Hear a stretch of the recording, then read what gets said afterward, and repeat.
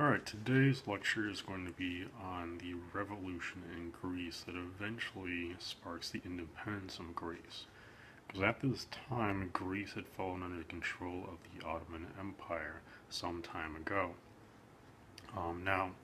This happened around the time of the Eastern Roman Empire or Byzantine Empire in the 1400s. They had remained under Ottoman control since that point. Now, the Ottomans allowed the Greeks to keep their language and keep their religion, so they were able to keep much of their culture throughout this period where they were at least politically ruled by the Ottoman Empire.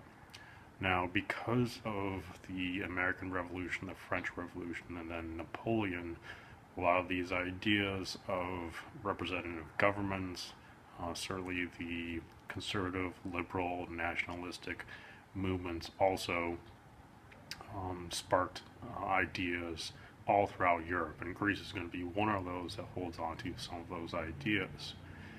Now, in 1821, they are going to start a revolt against the Ottoman Empire.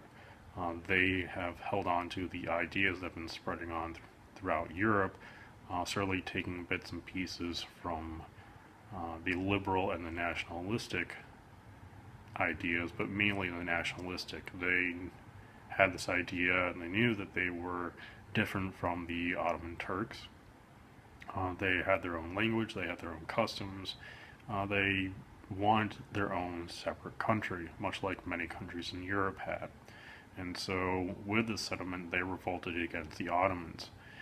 They also asked for aid from Europe, mainly being France, as well as Britain, as well as the Austrians, but the main players are certainly going to be Britain and France.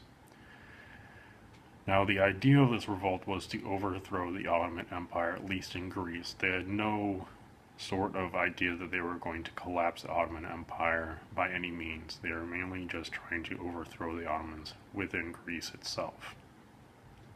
Now, support did come from the European powers, and this isn't entirely honest. Certainly the Europeans are going to come to the aid of the Greeks, and many volunteers throughout Europe come to Greece to fight for the Greeks. Part of the reason why they do this is because they recognize there is a commonality with Western civilization. Much of the ancient Greek writings they had read about, and they wanted to maintain this heritage, and they recognized that the Greeks and the Europeans had a connection. And so, in part, some people were coming over to Greece to ensure that they maintained their independence and belonged to Europe. Other concerns are the Ottoman Empire. If the Ottoman Empire were to be removed, that would open up the entire Mediterranean as well as other parts of the world for trade and economics. So Britain mainly, as well as France, looked at this from a political and economic stance. Remove this power from this part of the world, they would be able to gain certain wealth and trade from this agreement, and they would have a better power position in this part of the world anyway.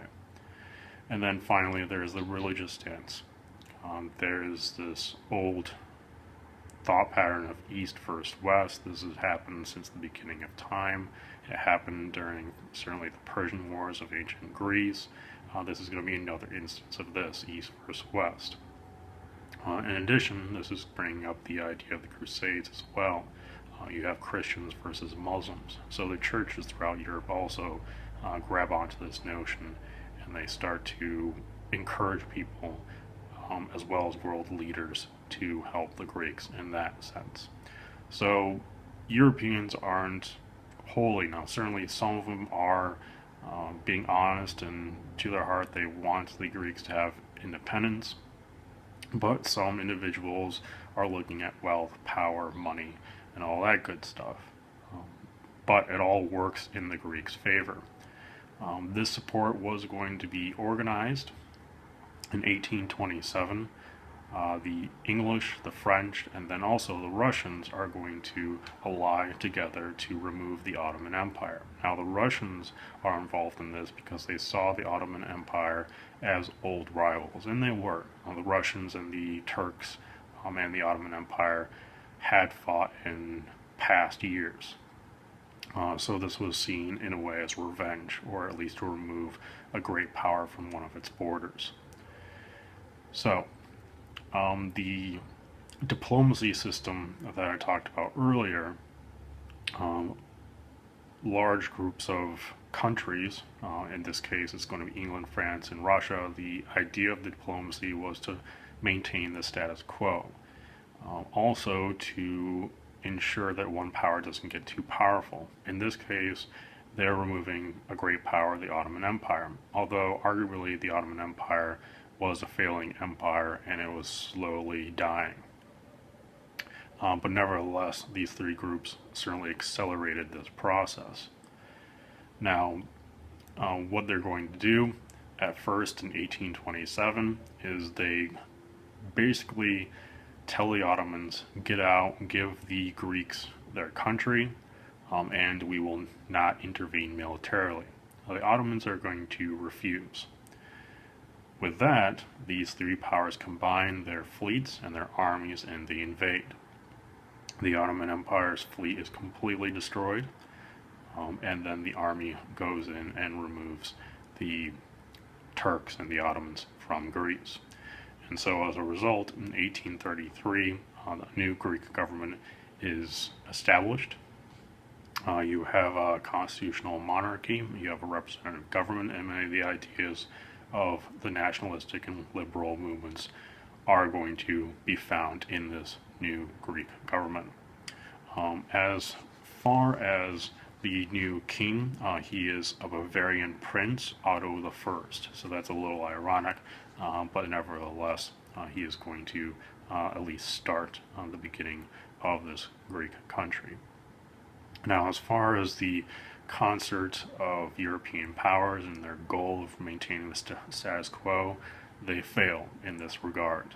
The status quo was not maintained. The status quo would be the Ottoman Empire would maintain control over Greece, but obviously that was not going to be the case. This is also the case of intervention coming to rise. Intervention using military force to remove a power when they see some sort of rebellion or revolution or some sort of political state that they don't really want to exist in that part of the world. Intervention isn't going to be something that these European powers are really advocating for, and certainly Britain does not want to intervene in any political state. But in this case, the European powers are united under intervention, and so they do accomplish this. So, this is the time where Greece finally has its political independence. They, for example, did not have political independence since Alexander the Great. We're talking all the way back. Certainly you could track it back to the 400s, but certainly 330 BC. They did not have political independence. Now, finally, in 1833, they have their own political independence, and you have the Greek state being formed and established. So certainly a very important part in Greek history.